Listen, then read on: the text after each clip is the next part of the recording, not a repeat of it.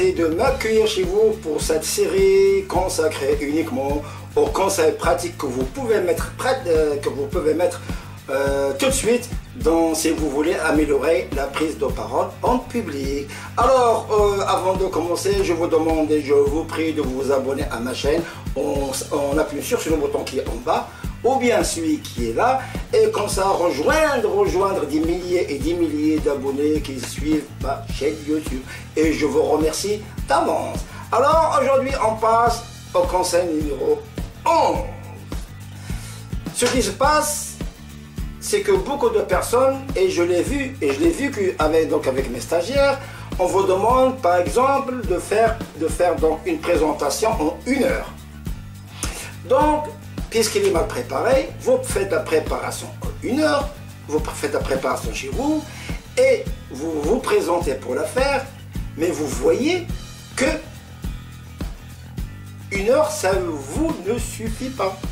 Alors, l'erreur que beaucoup de gens commettent, c'est que pour terminer ce qu'ils ont à dire, ils vont tellement vite, pour terminer ce qu'ils ont à dire. Donc, alors, au lieu d'adapter leur sujet au temps qu'il leur est imparti, ils adaptent le temps au sujet. Et ça, c'est grave. Si vous avez 1 heure, il faut que ce que je dis doit rentrer dans 1 heure. Mais en parlant à haute voix, à un débit normal, et en respectant le pause, etc. Quitte à enlever ce qui n'est pas intéressant. Quitte à réduire. Si j'ai une demi-heure, je place mon sujet en disant les idées essentielles. Mais je ne vais pas me dépêcher pour terminer en 1 heure tout ce que j'ai préparé. Parce que les gens, vous avez tellement parlé vite, c'est que les gens ne vont pas comprendre ce que vous dites et que votre sujet est voué à l'échec. Alors que si vous le résumez, vous le rentrez dans 3 quarts dans 1 heure, vous aurez quand même dit l'essentiel et que les gens auront compris l'essentiel, mais auront compris quelque chose.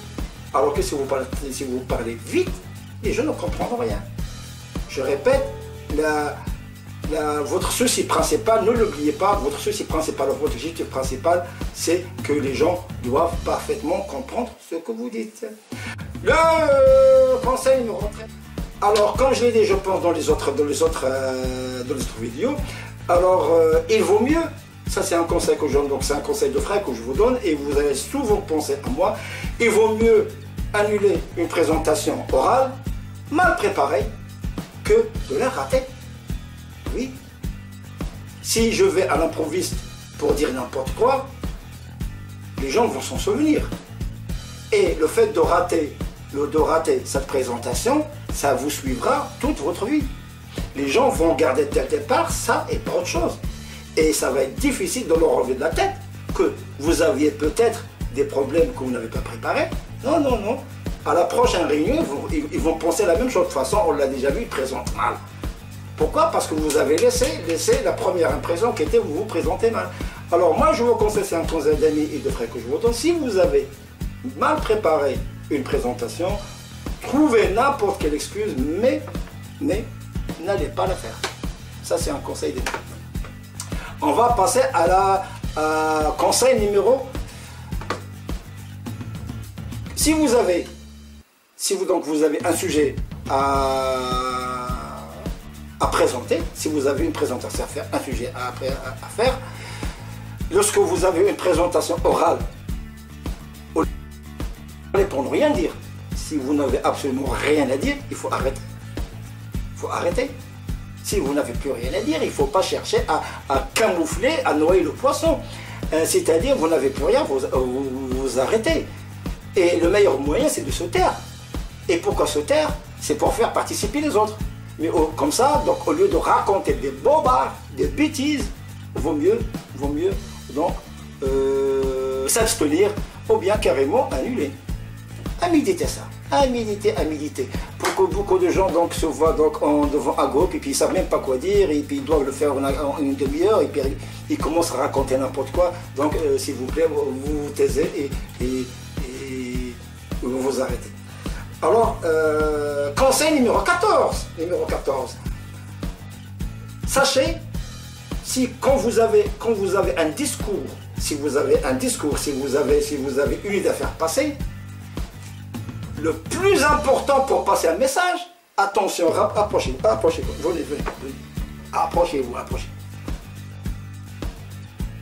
La forme de votre discours, la façon avec laquelle vous allez transmettre votre message, compte beaucoup plus que l'idée elle-même.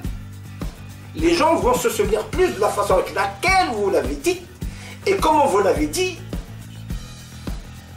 qu'ils vont retenir. Et ce n'est pas le contenu, c'est la façon avec laquelle. Donc il faut appuyer sur la façon avec laquelle on doit faire la présentation. On ne fait pas la présentation professionnelle devant un public comme on fait une discussion ou une communication comme on le fait avec la famille ou avec les amis. Donc la forme du discours compte beaucoup plus que le sujet lui-même. Mais dans votre discours, ayez quand même une idée force. Ne parlez pas pour ne rien dire. C'est-à-dire transmettez au moins une idée. Au moins une idée. Si vous faites une présentation, mais vous mettez la forme, vous appuyez uniquement sur la forme, mais qu'il n'y a pas de contenu, et bien on va vous prendre pour un clown. Un clown qui fait rire tout le monde. Donc la forme, c'est bien, mais au moins c'est mieux que le contenu. Mais au moins dans le contenu, il faut qu'il y ait au moins une ou deux idées phares qui va donc propulser donc vos idées. Alors on va passer au conseil numéro 15. Alors 15, donc souvent donc vous êtes dans vous avez terminé votre présentation, alors que vous soyez professionnel, cadre supérieur ou étudiant, et puis vient le moment fatidique, on va poser des questions. C'est tout à fait normal et c'est dans ce but-là qu'on vous a choisi pour présenter ce sujet. Non seulement pour les faire comprendre à l'auditoire, mais surtout et aussi pour répondre à des questions que les gens se posent. Alors, parfois, donc, on vous pose des questions pièges ou bien tout simplement des questions dont vous n'avez pas la réponse. Alors, que se passe-t-il? Qu'est-ce qui se passe? Alors qu'il se passe, c'est que les gens, donc n'ont pas de réponse, ils ne savent pas quoi répondre, mais au lieu de dire qu'ils ne connaissent pas la réponse, qu'ils ne savent pas la réponse, ils commencent à répondre par des conneries. Et attention, si vous répondez par des conneries, l'auditoire le sait, il ne vous rattrape pas. Il sait que vous racontez des bêtises. Il sait que vous trébuchez dans la réponse, que vous ne connaissez pas la réponse. Il ne vous rattrape pas. Il ne vous rattrape pas. Il fera tout pour vous descendre. Alors, qu'en faut-il faire? C'est tout simple.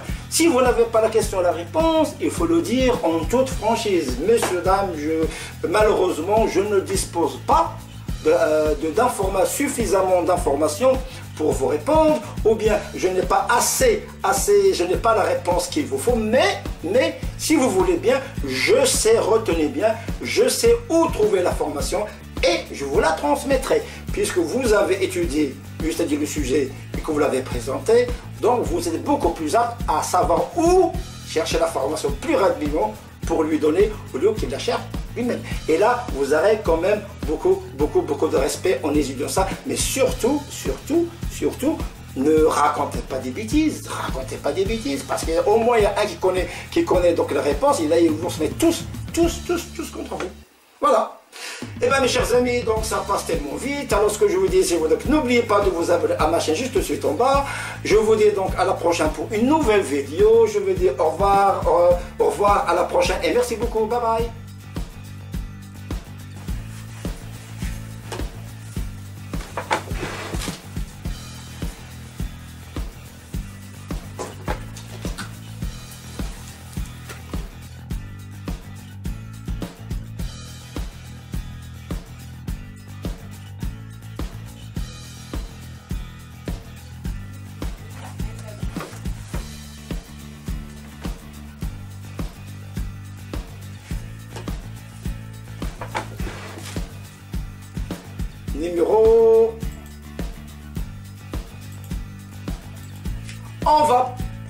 On va passer au conseil numéro 15.